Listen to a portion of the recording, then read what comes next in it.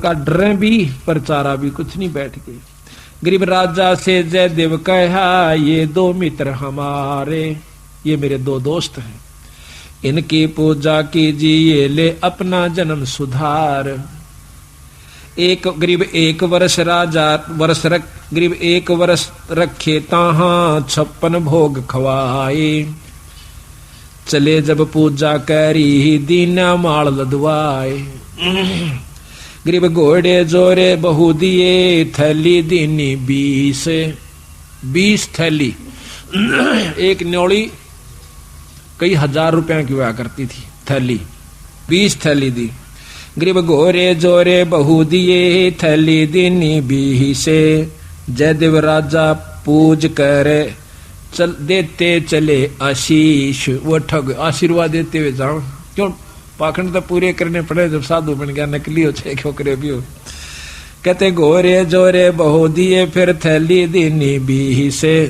जयदेव राजा पूजा करी देते चले आशीष। गरीब संग बुलाए तोबची, तोब भी साथ दे दी, तोबची यानी बंदूक चलानी है, गनमैन। और दिए कुमैती साथ, आनंद मंगल बहु भये, चाले करते बात। गरीब हद से ती बाहर होए, कि ना ठगो जुहारे। अदत बाहर हो गए वह ठग, क्या जयदेव तुमरा क्या लगे, हमसे कहो विचार। वो पूछते हैं सिपाही, तो ने कहा दोनों संत हद तक बाहर हो गए। कैसे, उसकी क्या बुराई करते हैं। गरीब झूठे कपटी चोर ठग, करत गनी कलमाही। जयदेव की निंदा करी, साहेब सोचा नाही। उन दोनों ठगों ने, कपटियों ने भगवान भी नहीं सोचा, उस संत की निंदा करी। क्या गरीब रानी से खोटा किया, जयदेव पकड़े आए। जादिन इसके कर कटे, हमो छुटाया जाए। देख के कैसे, यही सारा आप समझ गए होंगे कि हमने छुटवाया, इसने बुरा कर्म किया था। गरीब शिला छुटी आसमान से, आए संपट बीच। धरती में गारत गए, वह ठग दोनों नीच। गरीब जयदेव को कर्म ले, हर हर किया हजूरे। दोनों पंजे दस्त के हो गए भरपूरे। दोनों हाथ जो काट रखे थे पूरे हो गए। और रोया ने बोला, जड़ो मेरा खास आदमी मर गए। गरीब जयदेव से राजा कहे, कारण कौन अगाह दे। विधि संयोग बताई, ओह परम स्नेही सादे। कि यूं के कारण होया, वह दोनों क्यों मर गए, और आपके हाथ पूर्ण क्यों कर हो गए। गरीब साध चला नीचे दबे, मित्र मेरे प्राण। जयदेव ने कहा मेरे खास थे, साल भर मेरी गेल रहे, और बड़ा आनंद आ रहा था, उन बिना मेरा जी नहीं लगता। और राजा से जयदेव कहे, बूझ हमारा ज्ञान। मैं न्यू रोया कि मेरे खास दोस्त मर गए, इस करके मैं रोया। और गरीब करुणा से ती कर दे, प्रश्न करो दयाल। वे दोनों गारत गए, शिला परी अबदाल। अब ने बोले जी की बात थी। कुछ नहीं भाई, को पूर्व बला संयोग था। गरीब पूर्व बला संयोग, कुछ मैं जानत हूं ना काही। मित्र हमारे मर गए, जयदेव दीनी धाई। न्यू कह कर फिर दाड़ मार कर रोने लग गया, जो कर खास बच्चा या भाई मर जाया करे, आदमी जब रोया करे। उसमें एक तत्व हो चुका था, जब साधु कौन का अधिकारी होता है, उसमें इतना प्रेम हो गया था, अपनी करनी उनने पाई। पर मेरे तो खास थे, मेरे धोरे रहा करते, प्रेम तो रहा करते थे, मेरे साथ रहे थे, अपनी करनी आप पाई। गरीब तेज पुंज के ओ गए, जयदेव संत सुजाने। पिंड तुम्हारा नूर का, दरगे आम दीवाने। इतनी परीक्षा में अपने मुंह ते बुराई नहीं करी, अपने मुंह ते न्यों नहीं बताया कि उन्हें काट दिए, अपने मुंह से न्यों नहीं बताइए नीच से। आप परीक्षा भगवान कर दे से, उससे के छानी से। तो कहते हैं तेज पुंज के हो गए, जयदेव संत सुजाने। तेज पुंज का शरीर हो गया, 5 तत्व का नहीं रहा उनका, ये माटी का नहीं रहा। और पिंड तुम्हारा नूर का, दरगे आम दीवान। गरीब चाकर चरवादार सब आए राजा पाशो। कैसे वह दोनों मुए, हमसे कहो सुवाशो। कि विस्तृत बताओ वह क्यों कर मेरे भाई। सिपाहियां तो पूछे है राजा, साफ साफ कहना। गरीब स्वामी की निंदा कैरी काटे ऐब सबाब, शिला परी अजगैब से आया नहीं जवाब। गरीब जयदेव से राजा कहे कारण कौन दयाले, बदन तुम्हारा नूर का वह भक्षण की ये काल। राजा जयदेव से पूछे ये क्या कारण था स्वामी, आपका तो तेज पुंज का नूर का शरीर हो गया और वो मारे गए। कहते जयदेव राजा से कहे लीला अगम अपारे, पूर्वला संयोग कुछ हुई सोहोने हार। गरीब दर गए बीज इंसाफ, बंदी छोड़ अपना फैसला देते। गरीब दर गए बीज इंसाफ है दम दम लेखा होए, जयदेव के कर कटे जानत है सब कोई। गरीब दर जयदेव ने नाही कही हुई तीन लोक में गा आवाजे, जरना ऊपर होत है ये सकल संपूर्ण काज। गरीब जयदेव ने नहीं कही ही तीन लोक आवाजे, जरना ऊपर होत है सकल संपूर्ण काज। अब बंदी छोड़ कहते समर्थ का सरना गहो रंग होरी हो, कदे न हो काज राम रंग होरी हो। सत साहिब बोलो सतगुरुदेव की जय। अभी आपने जयदेव की कथा सुनी, भक्त की, संत की। गरीबदास जी महाराज कहते हैं पावेगा अपना किया रे, तू भोगेगा अपना किया रे। अपने किए हुए कर्म का जीव भोग भोगेगा, अच्छे करेगा तो अच्छा फल मिलेगा। जिस प्रकार जयदेव जी ने अपनी करनी करी, भक्ति करी, लेकिन दुर्शीष नहीं दिया, बुरा श्राप नहीं दिया, अपने मुख से कुछ नहीं कहा। और जैसा उन्होंने भक्तों ने किया, दूसरे ठगों ने, उनका फल उनको मिल गया। इसी प्रकार बंदी छोड़ गरीबदास जी महाराज कहते हैं चिन्नो अदर अधारे, मन तू पावेगा अपना किया रे। अपने किए हुए कर्म का भोग तू भोगेगा।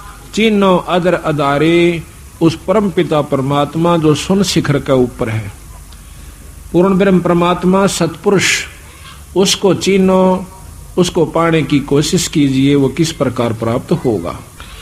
राजा राम की कार उल्लंघी सीता लंक मंजारे, और सेतु बंदा जब सेना उतरी चढ़ गए पद्म 18। रावण ने जैसा किया वैसा मिला, सीता ने गलती करी तो उसको फल मिला।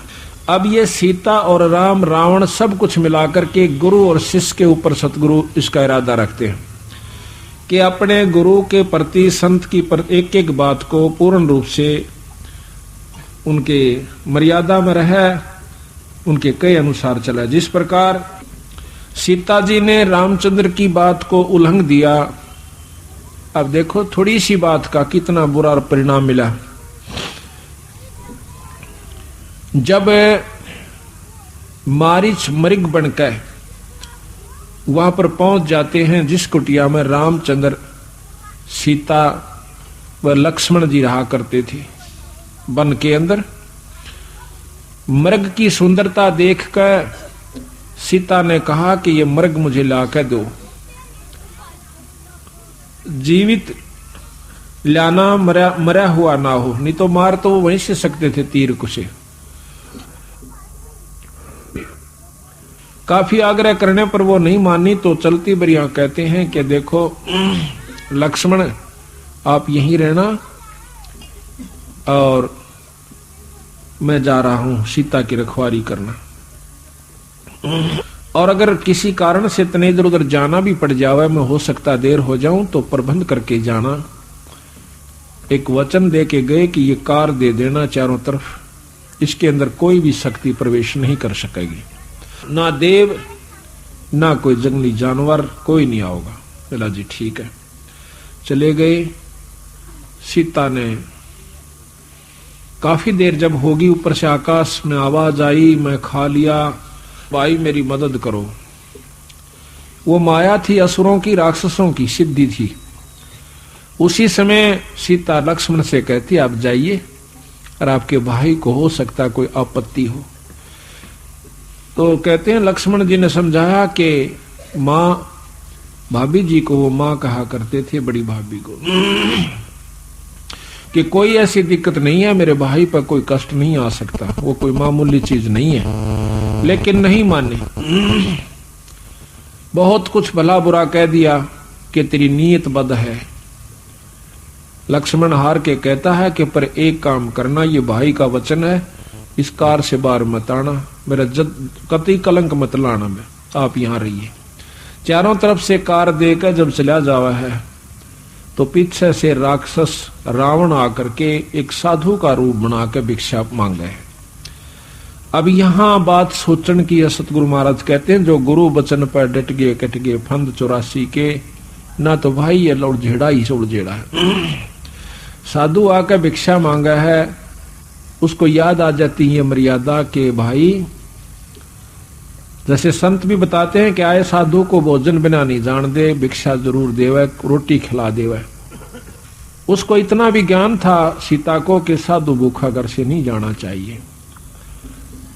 तो वो कहती है महाराज ले जाओ, भोजन ले जाओ, तैयार है, आटा ले जाओ। जब वो रावण अंदर की तरफ आना चाहा है, एकदम वापस कूद जा से, क्योंकि उसमें से लपट निकला है इतनी जोर की कि फूक देगी रावण को। कार में थे, कहता है माई अगर भोजन देना है तो बाहर आकर दे दे, साधु नहीं तो श्राप दे देगा। अब जब उसको कह दिया था कि तेरे ऊपर कोई श्राप या का किसी प्रकार की कोई आपत्ति नहीं आवेगी, इस कार की ये व्यवस्था है, तो वो कहने लगी कार श्राप वगैरह तो हमें लगी, आप तो सदाचारणी हो, आपको तो ज्ञान है। तो सीता ने दया आगी, के फर्क पड़े से भगत संत से और कर दे सेवा। तो बाहर निकली, बाहर निकलते ठाक चालता बने। अब बंदी छोड़ महाराज कह देख लो भाई, जो गुरु कहे कि ये व्यक्ति ठीक नहीं है, ये क्रिया ठीक नहीं है, ये संत जिसको वो मना कर फिर आप उसके संग लगन में जाते हो तो आप वही हालत में हो जाओगे जिस प्रकार सीता के साथ हुआ। महाराज कहते हैं कि लंका कार उलंघी राम की और सीता लंक में झारे। एक थोड़े से बात का ऊपर कितना बड़ा कुकर्म पाथ लिया। तो यहां महाराज कथा ये कह रहे हैं और आत्मा को जगा रहे हैं।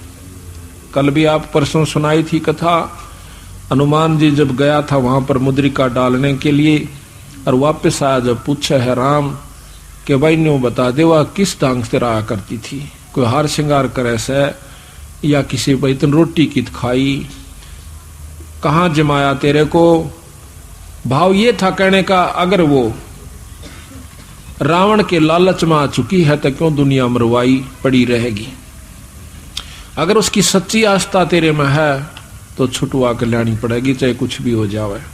इसी प्रकार सतगुरु महाराज हमें कहते हैं कि अगर पूरी आस्था तो मेरे में, मेरा रूप मेरा संत है, उसमें रखेगा तो तेरी छुटकारा दिवा दूंगा, और तू उसी प्रकार अगर वृत्ति खराब रखेगा तो फिर घूमता रहिए यहाँ पर अपनी होशियारी और श्यानपत के कारण। अपनी होशियारी अपने मनमुखी होने के कारण आज चौथे युग में हम भटक रहे, भ्रम रहे हैं। और यह हमारे अपनी निमति कोई भक्ति बड़ी नहीं से, मर्यादा ज्यादा लाभदायक से। जैसे अभी बताया था आपको कि गरीबदास महाराज यानी कोई भी संत है पर परमात्मा है, ये बिजली की तरिया है, काम कितना है लो, लेकिन इतना काम या देवे है तो ये मत समझना कि ये बिल्कुल बहुत ही अच्छी है, लाड करेगी तेरे तक। अगर जरा सा भी नियम भंग कर दिया भिड़ा कर मारेगी, खत्म कर देगी आपको।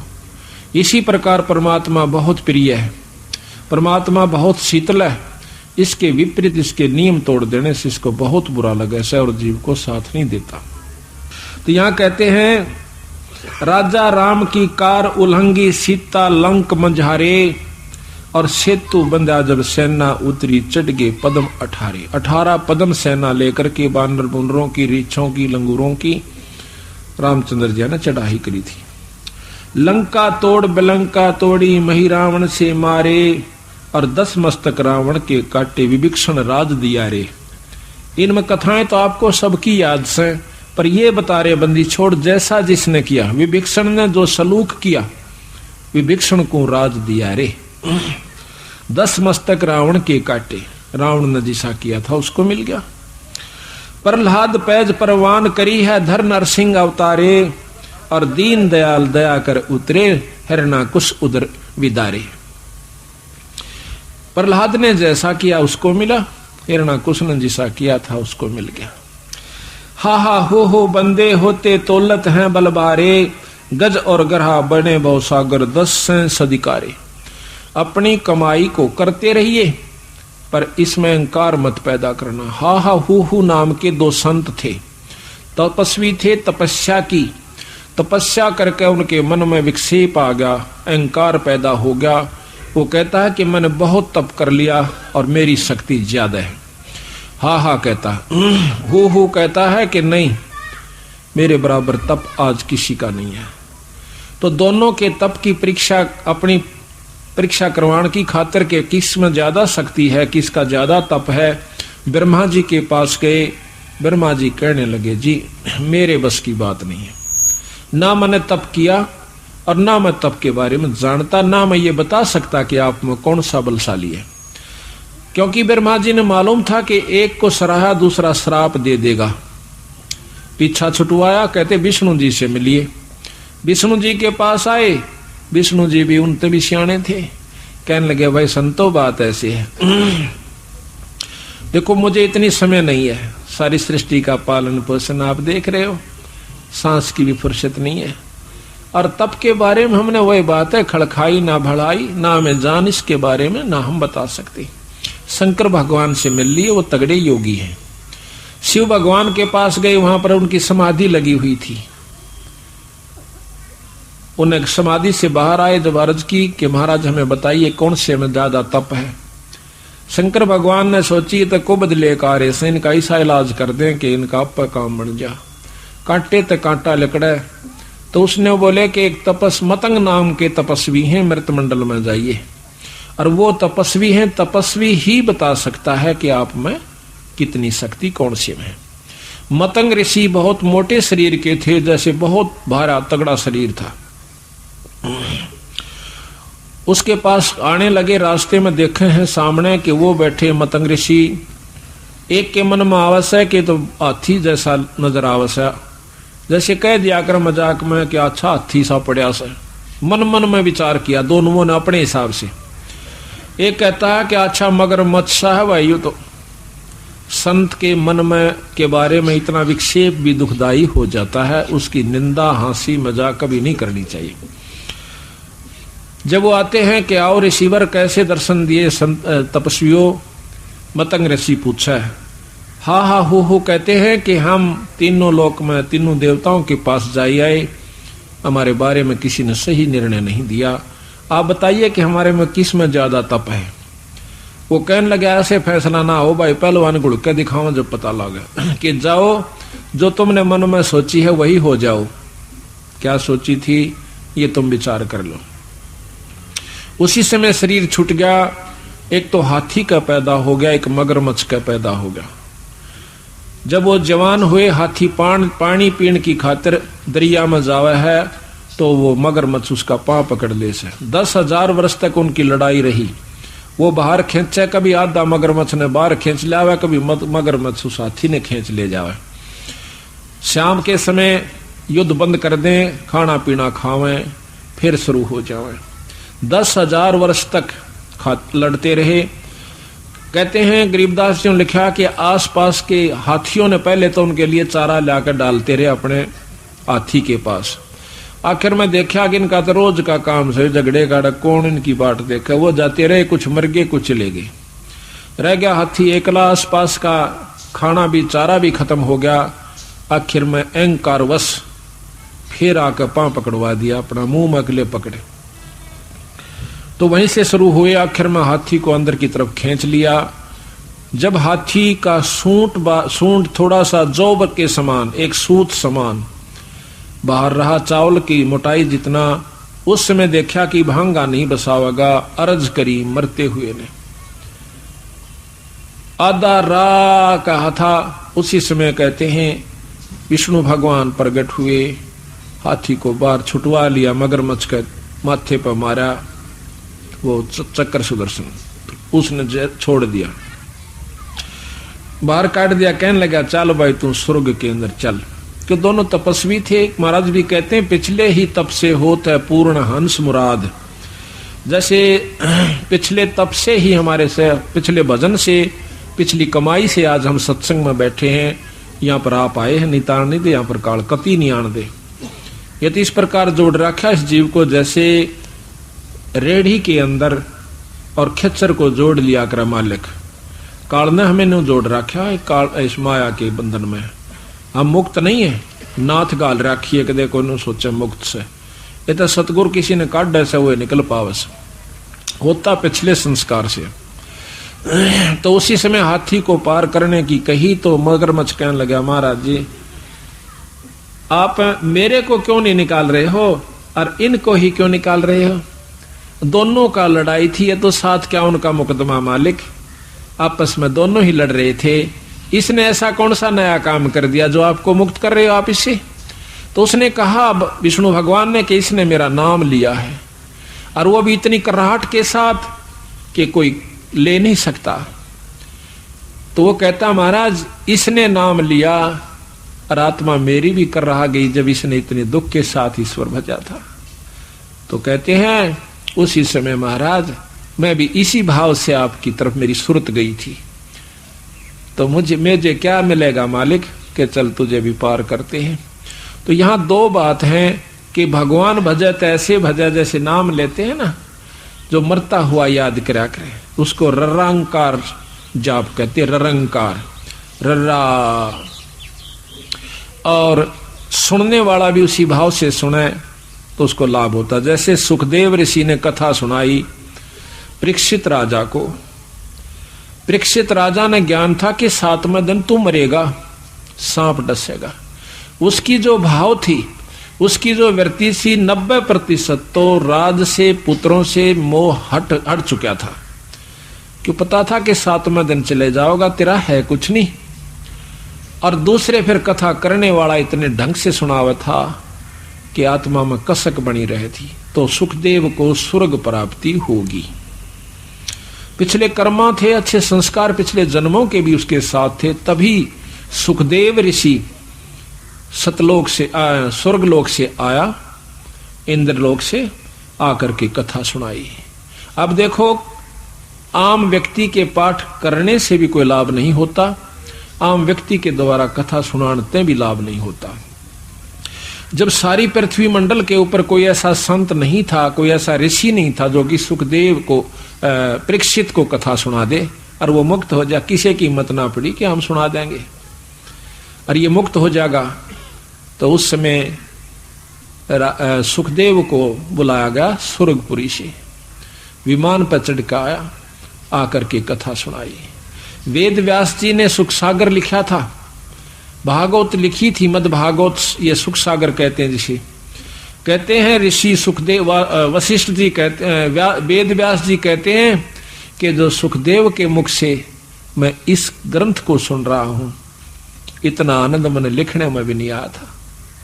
अधिकारी के द्वारा कोई भी चीज है वो फलती है, अधिकारी का वचन होता है वो फलता है। राजा कह देगा उसी बात को वो हो जाएगी और हम और आप कहते रहोगे कति ना होए। इसी प्रकार संत की वचन फला करे, वचन उसी से नाम ले, उसी के द्वारा सारी क्रिया करवावे तो उसका मंजूरी ले लेवे, उसकी रजा बख्शवा लेवे। अगर आप भी करवाना चाहे तो पूछ ले महाराज आपकी रजा हो और हमें ऐसा करवाना चाहते हैं, आपको समय है तो आप चलिए, नहीं है तो हमें आज्ञा दीजिए। इसमें भी इंसान का बहुत भला हो जाता है। तो इसी प्रकार कहते हैं उसी समय सुनने वाला भी इस भाव से सुने कथा को और सुनाने वाले का भी यही भाव हो तो दोनों को लाभ होता है। अब हम बोलते रहें, आपके मन में कुछ और घूमता रहे इधर उधर की बातें, तो ना तो कथा सुनने का फायदा ना यहाँ आने का फायदा। तो यहाँ आवे एकाग्रचित से सुने एक एक बात, चाहे आपने ना भी अच्छी लग रही हो तो भी अच्छी लगेगी। क्यों लगेगी? क्योंकि हमने अपनी मौत को अभी दूर मान रखा, अभी नजदीक नहीं मान रखा। हमने अंदाजा ला रखा चाहे हम 70 साल के हो लिए न्यो सोचा कि इब्बा नहीं मरदे, अभी नहीं जावांगे। और जो छोटी उम्र के उन तो सोचने की फुर्सत कहाँ है। जो 70, 60, 80 साल की हो रही है वो भी नहीं सोचा अभी तो और समय से। और जो रोज मरते हैं वो भी नहीं सोच रहे थे इब्बा नहीं मरेंगे। तो यहाँ वो काम हम दियाना कोई देर नहीं लगेगी। यानी इसलिए अपनी मौत को कति सराहना मानोगे तो भक्ति और लाभ दान सब कुछ आप प्राप्त कर सकते हो। तो दोनों के दोनों हा हा हो दोनों पार हो जाते हैं। अब यहां महाराज कहते हैं पिछले ही तप से होत है पूर्ण हंस मुराद। पिछले करनी से जीव उबरता है। आप युगा युगांत लगे आ रहे हो आज के कोना, लेकिन बीच में विक्षेप हमें बिना रहता ही नहीं। कितनी कोशिश कर लो, इतना ज्ञान प्राप्त नहीं कर पाते, इतना भजन भी नहीं करते कि जिसके कारण आपकी बुद्धि स्थिर रह सके।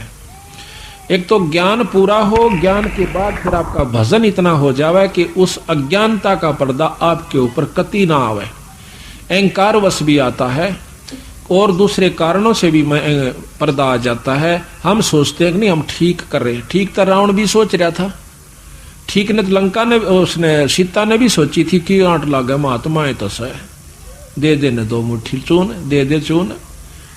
यही कारण है कि जब तक हम अपने संत के मर्यादा में नहीं चलेंगे तो कभी कामयाब नहीं हो सकते। चाहे 7 लाख जन्म तक भक्ति भी करते रहियो। जो ना करते उनका तो जिक्र है नहीं, जो करते उनके लिए बताया जा रहा है। ये स्कूल में कोई ना आता हो तो मत आओ, आने वालों को भी नियम में रहना पड़ता है और वह कमाई करनी पड़ती है जब उपलब्धि होती है। तो इसी प्रकार कहते हैं हा हा हो बंदे होते तोलत हैं बल भारे। गज और गरहा बने बो सागर 10 सेंस अधिकारे।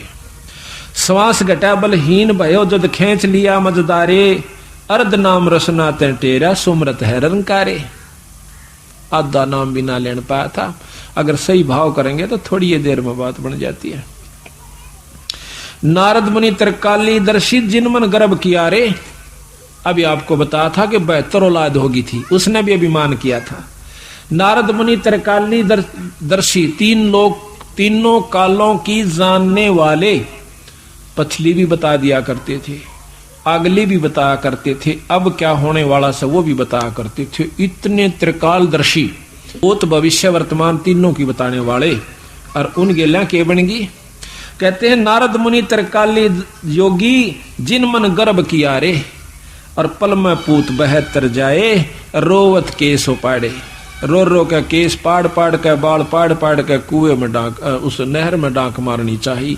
डांक मारगी, कुदांक मारगी, छलांक लगागी, मरने चाहा। तो कहते हैं कृष्ण गुरु दुर्वासा होते 56 कोट सिंगारे।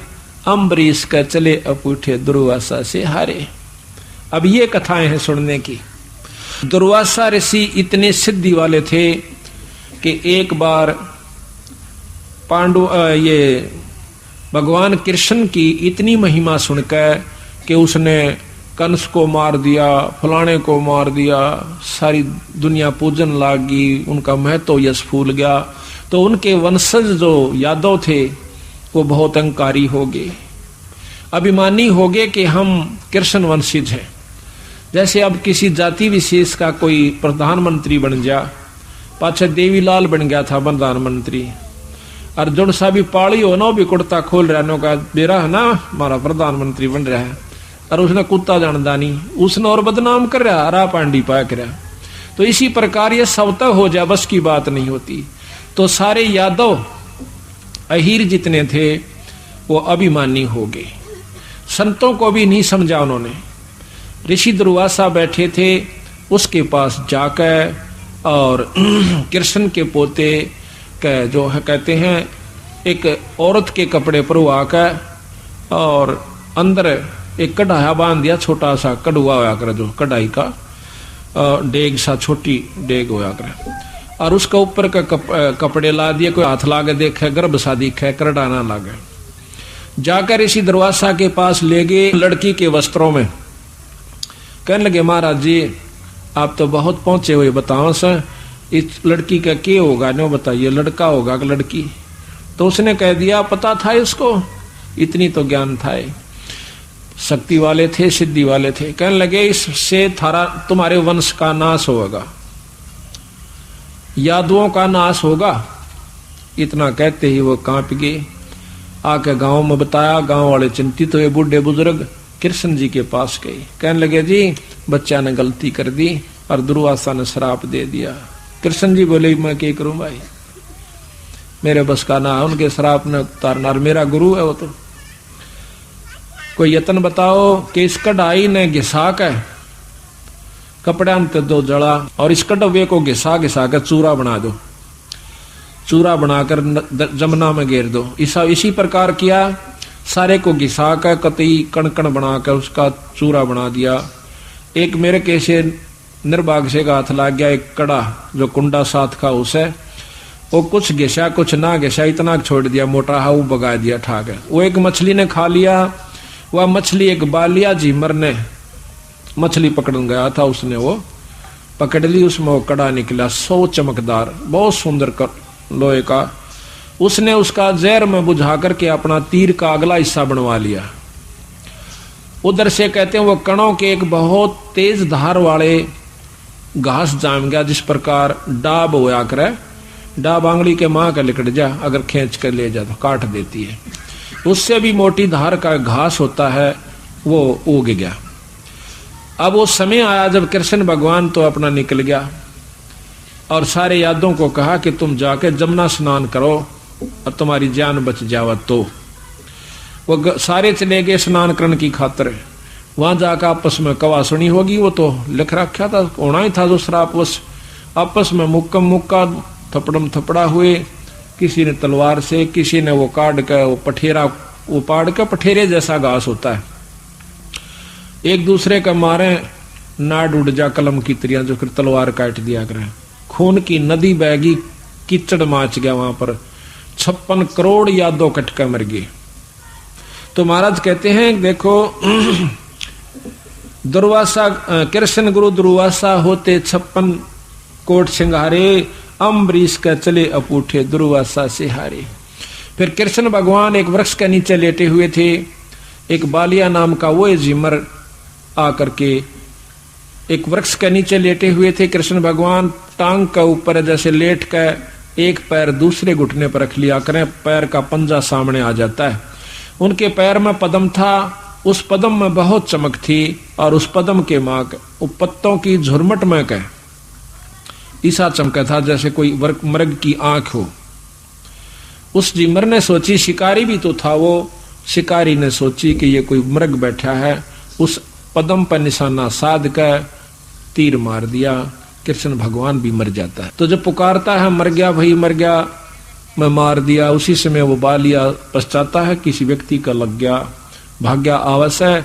तो एक व्यक्ति मोर मुकुट वाला और जो है मरने की लिए तड़प रहा है, पैर पकड़ कर कहसा है कि भाई मेरे से गलती होगी, मैंने मालूम नहीं था, मैंने तो मृग समझ के मारा से, मेरी कोई गलती नहीं, ये जहर से बुझा हुआ पंजा था, तीर था। वो कृष्ण भगवान कहते हैं कि मैं कृष्ण हूं भाई, तेरा कोई कसूर नहीं से, मेरी करनी मेरे सामने है। कैसे कि त्रेता युग में मैंने तेरे को मारा था, तू बाली था सुग्रीव का भाई, और वो बदला मैं ही दे चला भाई। महाराज कहते हैं पावेगा अपना किया रे, भोगेगा अपना किया रे। और अवतारा लग कर्म लगत हैं देहधारी जिन काया, जो भगवान राम ने भी अपना किया हुआ कर्म भोग कर जाना पड़ा। इनके उपासक अपने कर्म को कति नहीं बचा सकते। ये तो बंदी छोड़ महाराज कहते हैं, गरीब ऐसा सतगुरु जमजो राजा से डरे मिटे कर्म के लेख, अदली अदल कबीर हैं कुल के सतगुरु एक।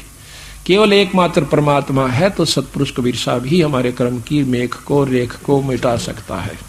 तो यहाँ कहते हैं कि इब इतनी तगड़ी प्रबल शक्ति दुर्वासा, अभिमान हो गया, अकीब तेरे बराबर कोई नहीं रहा। फिर के बना उसकी गिला, जाकर राजा अम्बरीश से जा फंसा। राजा अम्बरीश बहुत अच्छे राजा थे और परमात्मा के प्यारे थे, विष्णु भगवान के तगड़े उपासक थे, जी लाकर भक्ति करा करते। और एकादशी के दिन वो व्रत रखा करता, ग्यास का। व्रत का तात्पर्य ये नहीं होता कि जो जिस प्रकार हमने मान रखा है कि सुबह से लेकर शाम तक कुछ नहीं खाना, बस अपना धंधा पीटे जाना। वो क्या किया करते, एकादशी वाले दिन अपना पूर्ण रूप से सारा दिन भगवान की भक्ति पर लाया करते, रोटी भी नहीं खाया करते थे कि इतना समय भी बर्बाद नहीं करूंगा, मैं एक महीने में एक दिन तो जरूर निकालूंगा कि सुबह से लेकर शाम तक ईश्वर स्तुति करता रहूंगा, और भोजन खाऊंगा तो दोपहर के बाद यानी थोड़ा सा भोजन लूंगा जो हल्का फुल्का होगा। उसने ऐसा प्रण कर लिया।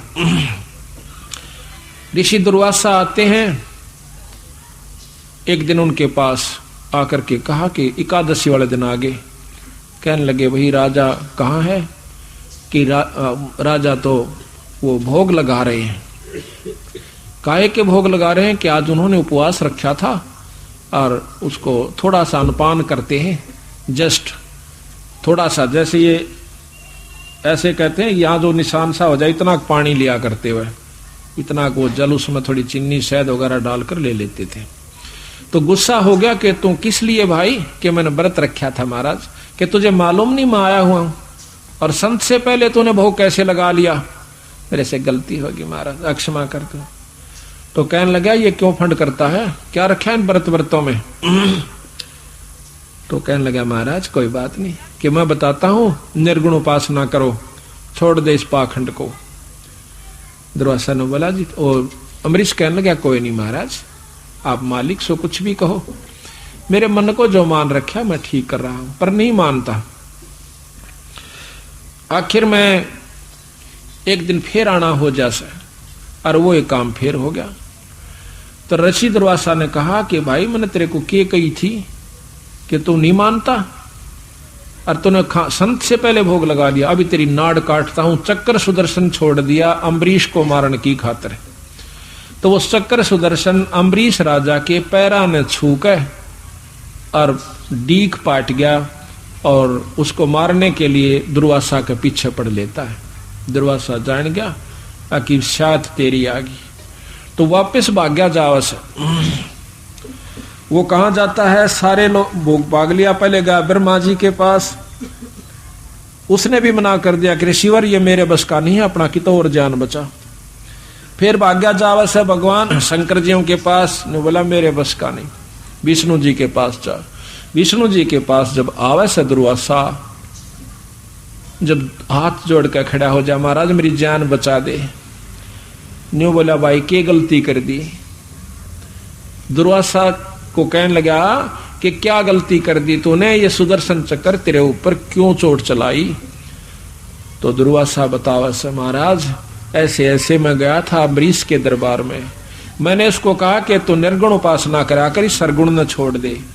तो वो कहता है भगवान विष्णु के ऋषिवर आप अहंकारी हो गए हो, आपका अभिमान हो गया है, भक्ति भाव नहीं रहा। वो राजा कोई भी सरगुण भक्ति नहीं करता, वो सरगुण और निर्गुण दोनों करता है, उपवास नहीं रखता।